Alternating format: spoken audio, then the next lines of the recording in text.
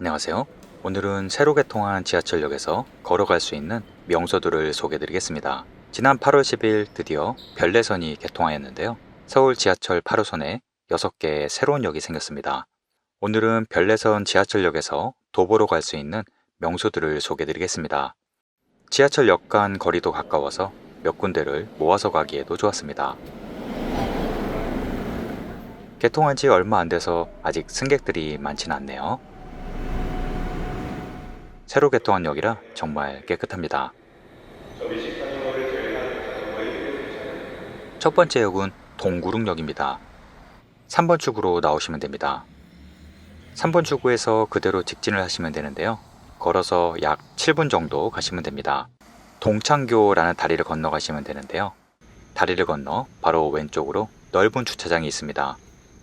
이곳은 세계문화유산 동구릉입니다. 동구릉은 약 450년에 걸쳐 7명의 왕과 10명의 왕비가 잠들어 있는 조선 최대의 왕릉군입니다. 특히 조선의 태조 이성계의 왕릉이 있는 곳이기도 합니다. 아침 6시 이른 아침부터 입장 가능하네요. 하루 3번 공식 해설 프로그램도 있습니다. 동구릉은 조선 최대의 왕릉군답게 내부 숲길도 정말 웅장하고 멋진 곳입니다. 입구에는 성물이 모여 있는데요. 보수 작업에서 남은 성물들을 모아두었습니다. 정확히 건물의 어떤 부위인지는 모르겠지만 한 개 한 개의 크기가 상당히 크네요.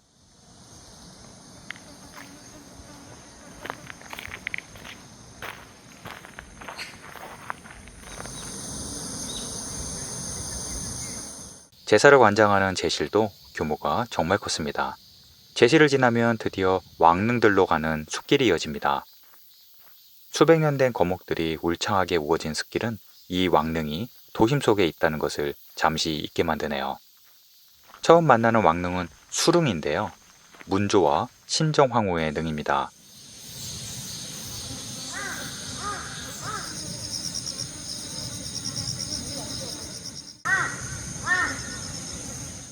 울창한 숲길 사이로 많은 샛길이 있고 샛길의 끝에는 왕릉들이 있습니다. 한 번에 다 돌아보기가 힘들 정도로 규모가 큽니다. 9개의 왕릉 중 가장 중요한 능은 태조 이성계가 잠든 권원능입니다. 권원능은 고려 공민왕의 현능의 양식을 계승하면서 성물과 배치에 변화를 주었는데요.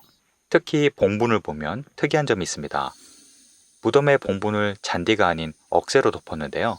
이성계의 유언에 따라 고향인 함흥의 억새로 덮었다고 전해집니다. 왕릉의 규모가 워낙 크다 보니 한눈에 다 돌아보기가 힘들 정도인데요. 앞으로 몇 번 더 와서 9개의 왕릉을 모두 가보려 합니다. 두 번째 역은 구리역입니다. 구리역은 기존에는 경의 중앙선만 지나갔었는데요. 이번에 지하철 8호선이 개통되어 접근성이 더 좋아졌습니다. 6번 출구로 나가시면 됩니다. 6번 출구에서 큰 길을 따라 조금만 걸어가시면 큰 사거리가 나오는데요. 대각선 길 건너 2시 방향 쪽으로 가시면 됩니다. 이곳은 구리 전통시장입니다. 1960년에 개장해서 약 230개의 점포가 모여있는 경기 동부권에서 가장 큰 전통시장입니다. 지하철역에서 가깝고 규모도 커서 맛집도 많고 볼거리도 많은 시장입니다. 원래 시장 앞에 작은 돌다리가 있었다고 해서 돌다리 시장이라고 불렀다고 하네요. 현재는 구리 남양주시에서 유일한 전통시장입니다. 업종도 다양해서 시장 구경 가고 싶을 때 부담 없이 찾기 좋은 시장이었습니다. 다른 곳 먼저 구경하시고 마무리로 시장을 찾아서 뒤풀이하기에도 딱 좋았습니다. 참, 시장 입구에는 유명한 구리 곱창골목이 있는데요. 수많은 곱창 식당이 모여 있는 곳입니다. 저녁이 되면 늘 손님들로 북적이는 골목입니다. 세 번째 역은 암사 역사공원역입니다. 이 역 내부는 디자인이 독특한데요. 빗살무늬 토기 벽화와 구조물이 인상적이었습니다. 3번 출구로 나가시면 되는데요. 입구 주변이 주택가 한가운데였습니다. 3번 출구에서 쭉 직진하시면 오른쪽으로 큰 샛길로 가시면 됩니다. 지하철역에서 약 10분 정도 걸어가시면 됩니다.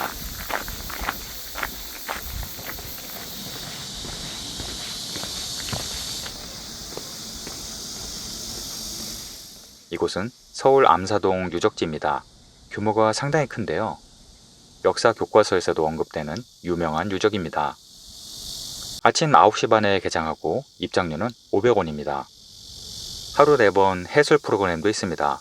이곳은 지난 1925년에 대홍수가 생겼을 때 우연히 발견이 되었다고 하네요. 입구에는 선사시대의 움집터가 재현이 되어 있네요. 교과서에서도 많이 봤던 모습이네요.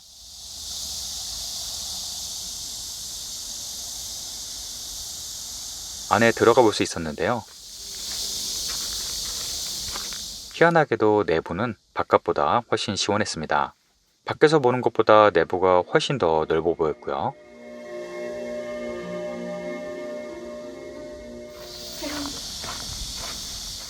박물관도 있는데요. 규모가 상당히 컸습니다. 박물관 내부에는 이곳에서 발굴된 토기와 집터 등이 잘 보존되어 있습니다.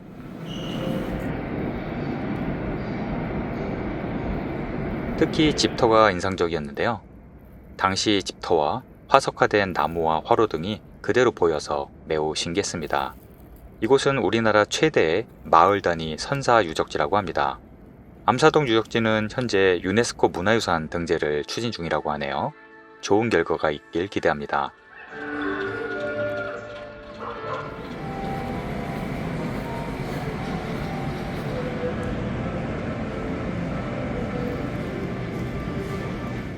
그 외에도 다양한 시설이 있어서 아이들과 함께해도 좋겠습니다.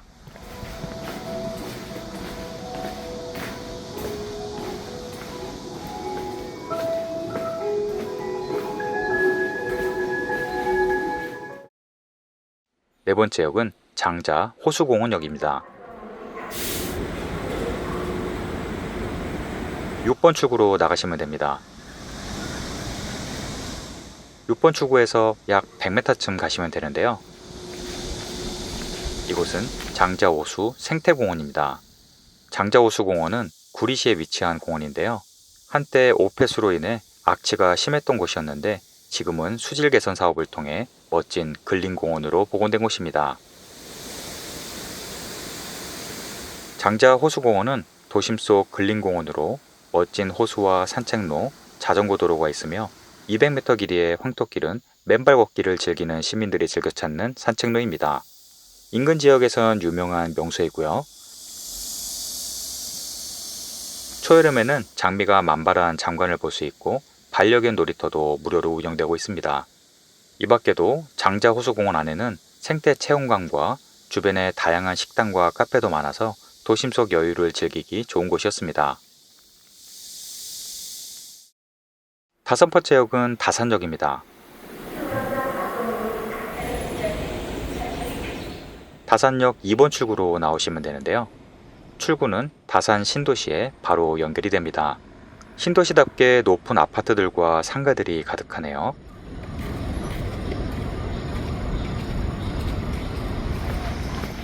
지하철 2번 출구 바로 앞이 다산 수변공원입니다. 다산 수변공원은 왕숙천을 끼고 있는 공원인데요. 다양한 시설과 산책로로 주민들에게 사랑을 받는 공원입니다. 특히 수변 카페가 멋지더라고요.